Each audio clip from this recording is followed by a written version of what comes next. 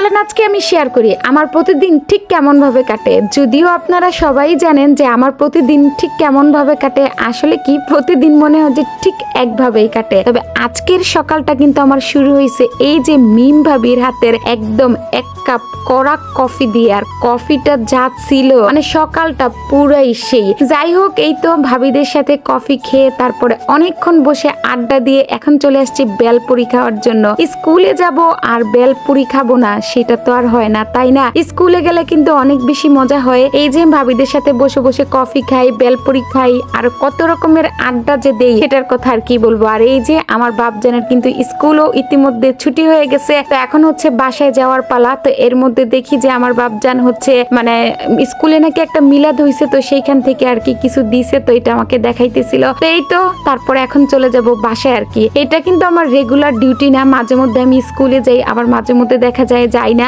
বেশিরভাগ সময় আরাফের বাবা যায়, আমি খুব কম যাই। যাই হোক, বাসায় ফিরে দেখি সমিজান বাজার করে নিয়ে আসছে সমিজানের পছন্দের জিনিস, এই যে গরুর মাংস, তাহার পছন্দ। মানে প্রতিদিন যদি আমি তাহাকে গরুর মাংস রান্না করিয়া দেই তাহলে সে প্রতিদিনই খাবে, একদিনও বলবে না যে আমি আজকে গরুর মাংস খাবো না। যাই হোক, আজকে গরুর মাংস রান্না করব না, কারণ 2 দিন আগেও গরুর মাংস খাইছি আর কি। এই জন্য ভাবলাম যে আজকে আর গরুর মাংস রান্না করব না। তো কিছুদিন আগে আমার ছোট ভাই আসছিল, তো আমার মা আর কি একটা একদম দেশি মোরগ পাঠাইছে। তো আমি কিন্তু পিকচারটা আপলোড করে অনেককে জিজ্ঞেস করছিলাম যে বলেন তো দেখি এটা কিসের ঠ্যাং, মানে মুরগির ঠ্যাং না মোরগের ঠ্যাং? তো অনেকেই বলছেন মুরগির ঠ্যাং, আসলে কিন্তু এটা মুরগির ঠ্যাং না, এটা ছিল হচ্ছে মোরগের ঠ্যাং।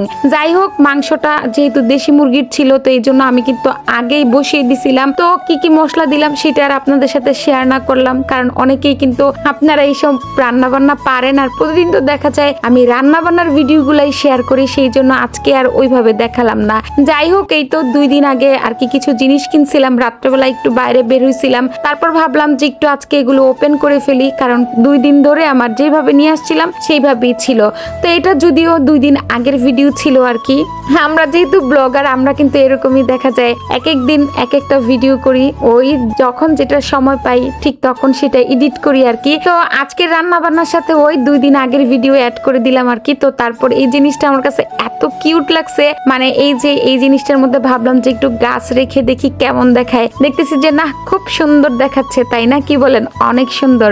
কেমন লাগতেছে আপনাদের বলেন তো দেখি। যাই হোক, এই তো এই দিক দিয়ে তো একদম দেশি মুরগি আর কি, মুরগি না সরি মোরগ রান্না আমার একদম কমপ্লিট। যদি ওইটা রান্না করতে আমার অনেকক্ষণ টাইম লাগছে, যেহেতু দেশি মোরগ এই জন্য একটু সময় লাগছে বেশি। যাই হোক, আজকের ভিডিওখানা কিন্তু বেশি বড় করলাম না। তো আজকের ভিডিওখানা আপনাদের কাছে কেমন লাগছে অবশ্যই কমেন্ট করে জানাবেন। সবাই অনেক অনেক অনেক বেশি ভালো থাকবেন। আল্লাহ হাফেজ।